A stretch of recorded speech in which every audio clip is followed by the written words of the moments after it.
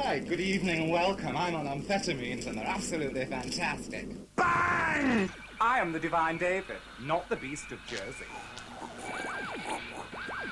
And I want to have a feeding frenzy. I am the Divine David. Oh, yes. I speak for humanity. I don't think that I'll ever come back to Earth. This really is my last time here. It's been a trip. But I know there's somewhere else to go. Would you like to come with me? I think it could be fun, don't you? Can I just give you a word of advice? There's more to life than buttering bits of bread. Oh, yes, there's life on Earth. But then there must be life elsewhere. Somewhere else in the galaxy, the universe, call it what you would. Shall we go and explore it together and find out? The next time you're in a supermarket, walk past the cashier, walk past the till, and they'll say, "What are you doing stealing those goods?" And you could say, "Bang!" On tonight's show, we've got Gilles. And this. And we've got this. And later on, I'll be revealing the true sordid world of the shop assistant. Hello and welcome to this week's masterclass. I'll be dealing with the world of fashion. When you're wearing something plain, it really is quite important that you cheer it up with something. I'm referring to applique. Used to be fashionable in the 80s. I'm trying to bring it back. You can use anything that you may have at home. Something like a plaster, for example. Watch what I do with this. A diagonal. Isn't that beautiful? Should I make a cross, do you think? I will. Isn't that beautiful? I've cheated a little bit. Here's some earrings I made earlier on. Can you see what they're made out of? Just a little bit of tin foil. I've been wrapping some sandwiches for the children earlier on. One goes over like that. Beautiful. If you were to go to a banqueting suite or a Masonic lodge and walk in looking like this, you really would be a head-turner. And with the applique work, you're really in the realm of high fashion. Gold safety pins. Make yourself a brooch. Do you remember the back of the plaster that we used earlier on? Look what I'm going to do. Beautiful. We all are very prone to pollution. So what I recommend is a mask. Very important. I look a little bit like Michael Jackson, don't I? We have a commoner garden tea towel, but there is a beautiful design. And let's go for a slightly bohemian look. Can you see that there's a Dutch influence there? One is often walking along the street and somebody will come up to you wearing a sweatshirt or maybe even a t-shirt, declaring the brand name. Now, I do think that clothes should say something about you. And this says something about me. Can you see what I've done? That's lovely. I'm going to make a waistcoat out of newspaper. Just make a hole. Now, I really enjoy this, and it's a real hands-on operation. And the satisfaction that you get when you walk down the street knowing that you have transformed yourself, you've inspired others to do something similar, is quite ego gratification-wise very good. A waistcoat. Isn't that beautiful? Now, none of us want to look like morons, do we, in the high street? And it really is, and I can't emphasize this enough, it really is very important that you inject a little bit of you into your costume. Let yourself loose. Free yourself. Express yourself. It really is quite rewarding. I think that really brings this masterclass to a close. Thank you very much. This is television, not a steak and kidney pie. Hello. Yes, it's time for postbag. I've been absolutely inundated with mail this week. We've been turning away your letters and packages, It's lovely to hear from you. But at the same time, some of your stories, they are rather banal. Only joking. Let's have a look what they are. Oh. It feels kind of shiny.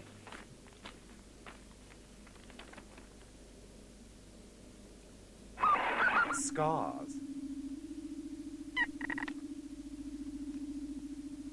Cheered that one up. Isn't that a lovely idea?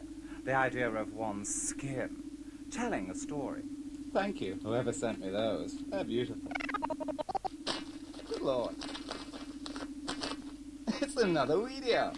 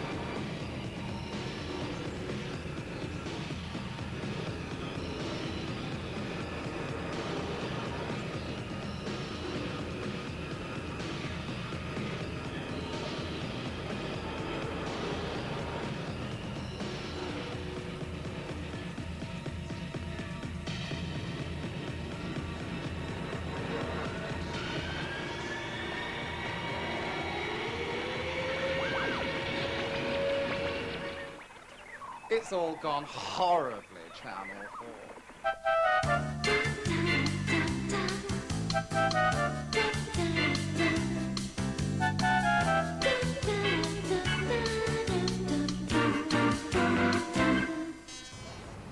Welcome, everybody, to this beautiful tour of London, given by the Divine David. I'd like to share with you some of my impressions of this wonderful city. I have to say that there are no toilet facilities on this London Pride tour. So please feel free to go where you sat. Okay. We're hurtling along now at 90 miles an hour. If we were to crash, you'd go hurtling out of your seat and probably have really bad head injuries. We're just about to cross the Thames Canal. It's not a river, it's a canal. It's man-made, very much a working canal, bringing all sorts of plastic and leather goods down from Kew Gardens. London is really semi-rural. Focus on the trees, absolutely infested with the grey squirrel, which has depleted the native red squirrel to quite a worrying extent. Oh dear, we seem to have just run over somebody. Doesn't matter. St. Paul's Cathedral, the divorce of the Prince and Princess of Wales was held here at St. Paul's Cathedral. It looks like stone, but it is actually made out of polystyrene. Built in 1914, just at the start, to celebrate the beginning of the First World War. Isn't it lovely? Now, this tree is very famous. It's rumored that Princess Margaret, yes, Princess Margaret, you know Princess Margaret, she used to live in that tree, yes. It was just after she had finished her relationship with Group Captain Townsend, and she used to live in a hammock in that tree for a number of years. If any of you feel sick, will you please do it over the side of the bus, as I don't want to be cleaning up sick when you've left, okay?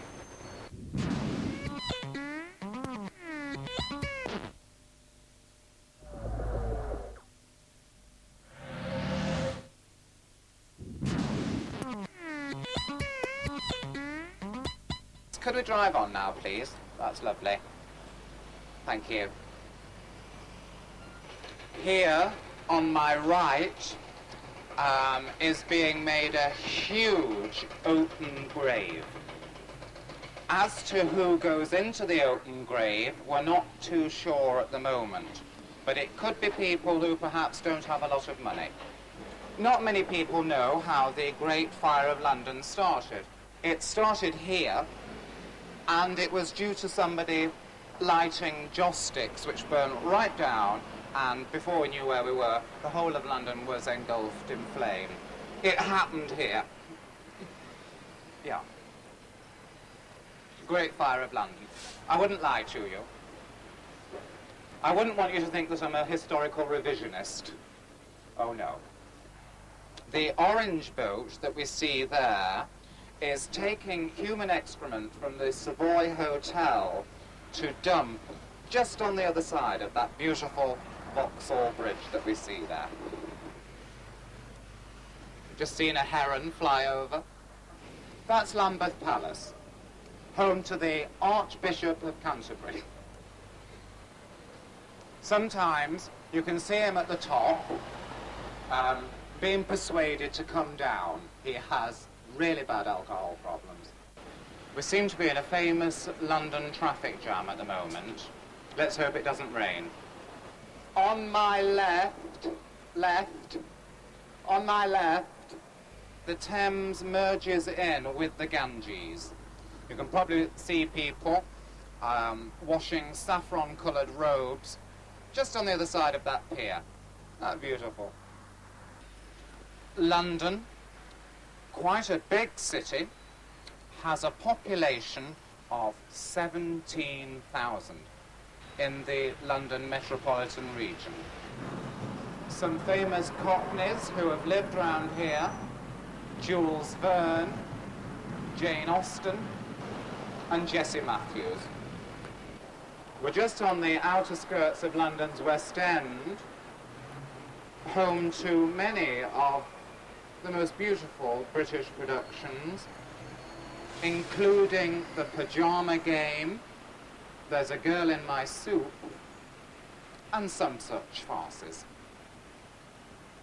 Great. The huge column that we see behind me is in celebration of the work of Lady Norman Foster. The building just beyond the celebratory column to Lady Norman Foster is, of course, Battersea Power Station. Behind me, I think, the Duke of Edinburgh. Hello. We're just passing the London home of Shirley Bassey. I'd just like to conclude the tour today and say thank you very much for your attention. I hope you found it of interest and of edification. And I hope that the next time you have a dinner party, perhaps you'll be having a pasta dish in Italy, you can tell people what you've learnt on the tour today. Thank you very much for your time. It's been an absolute pleasure. Here's one for the over 60s. For the over 60s.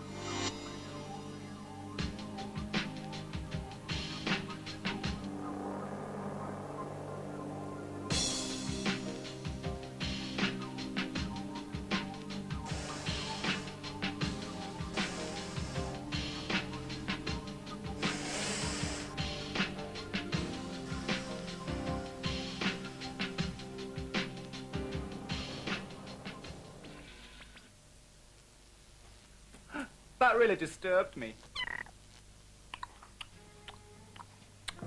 Shop assistants. Let me tell you about shop assistants, for I have example of being one. I know what it's all about. I know what is expected of a shop assistant. Walk into a shop, and there the shop assistants are, getting by on between £5 and £6 a week, from which they have to pay for their own lunches, transport, their own clothes, and also fresh straw for their mangers. Say you're working in a clothes shop. If a garment is damaged, then the shop assistant has to pay for the repair out of their £5 or £6 a week. Many shop assistants only have one shoe, and many of them can't afford undergarments, for example. Shop assistants can't afford shampoo, and very often have an infestation of lice or mange or small termite-type creatures which linger in their hair, should they have any. Because, oh yes, shop assistants are so poor that they suffer from malnutrition, and many of them have very, very, very bad cases of alopecia, minge, ear canker, and also their hooves sometimes have little stones in, and the shopkeepers won't remove them.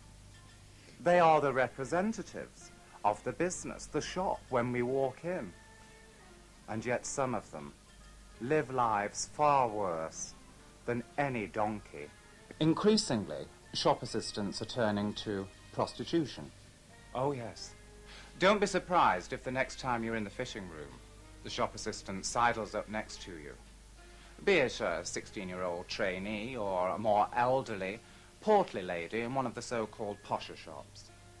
It's their only option. Please, give generously. 50 pence can make a big difference to a shop assistant. Please help the shop assistants. They can't help themselves.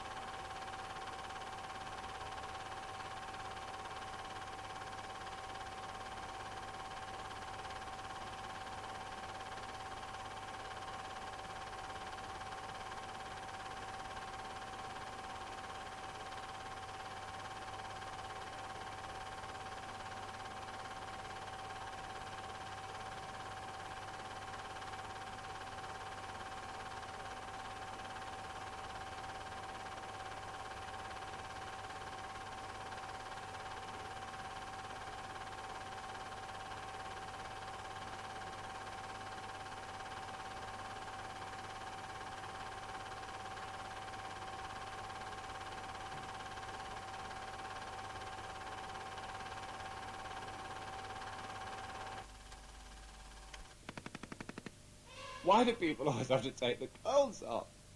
Hmm? Hello. I've just been reading a story, which I believe will interest you. It concerns 3 ghosts, somewhere in Berkshire. of varying sizes, a small, a medium, and a large. Now, what the goats are attempting to do is to cross a river utilizing a wooden bridge. Now, underneath the bridge, it's reported here, lives a big, fat, ugly troll. And what's been happening is that a series of events has been unfolding, namely, 1, the smallest billy goat gruff attempted to cross the bridge. The troll remonstrated with him and said, under no circumstances can I grant you permission.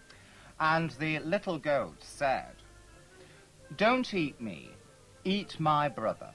He's a little bit bigger than me, and I think you'll find him more rewarding in the flesh department. So the medium-sized billy goat gruff attempts to cross the bridge, and again, this big, fat, ugly troll says, no, no, no, you can't cross the bridge. But the medium-sized goat then says to the troll, don't eat me, because my elder brother, he's got more flesh on him than even me. The third billy goat gruff is a really big, well, a big fucker, really. And the old troll, really hungry, wanting it, really desperate for all that goat flesh, allows him to cross, which is rather nice, isn't it?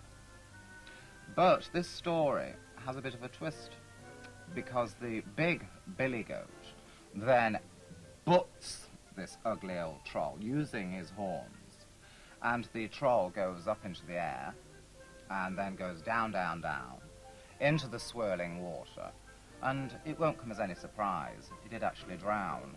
He drowned, he died. And that meant that the 3 billy goats could live happily ever after, and everything was nice and everything. And I think it's a story that we can all draw quite a lot of strength from. The moral of this particular story would seem to say that if you've got a good butt, you can get anywhere. Lovely. Bang!